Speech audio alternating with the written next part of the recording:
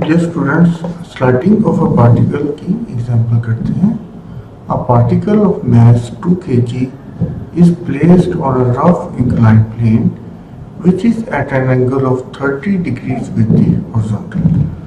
The coefficient of friction between the particle and the plane is 0.5. Determine whether the particle will slide or not. तो ये हमारे पास angle है, angle of plane with the horizontal, और इसका मास -2 kg है. So that means ये 20 Newton होगा, ये 30 डिग्री बिकॉज ये 60 डिग्री है, और ये आ जाएगा 20 cos ऑफ 30 डिग्री, और ये कंपोनेंट इसका 20 sin ऑफ 30 डिग्री. इसको रिजॉल्व कर लिया, और ये reaction force of plane on the particle, और ये हमारे पास म्यू आर होगा.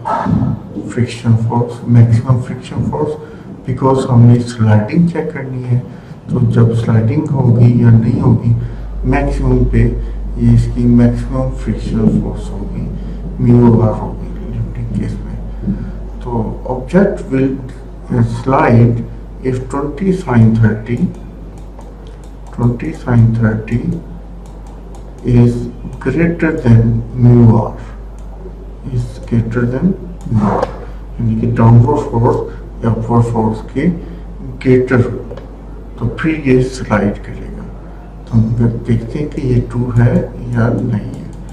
20 sin 30 is greater than mu की वैल्यू है हमारे पास 0.5, जबकि r यहाँ पे 20 cos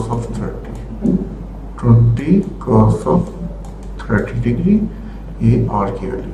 sin 30 होता है हाफ को 20 से मल्टीप्लाई कर दें तो यहाँ से आ जाएगा 10, और 20 को हाफ से मल्टीप्लाई कर दें ये भी 10 आ जाएगा, और cos 30 होता है square root of 3/2. Square root of 3/2, 0.866. So 10 is greater than 10 times 0.866.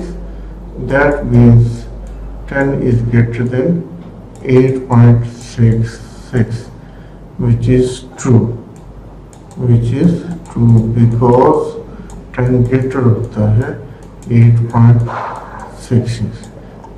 Body क्या करेगा, पार्टिकल और बॉडी विल स्लाइड, क्योंकि डाउनवर्ड फोर्स अपवर्ड फोर्स से ग्रेटर है, तो हम कहेंगे कि particle will slide, of course slide down.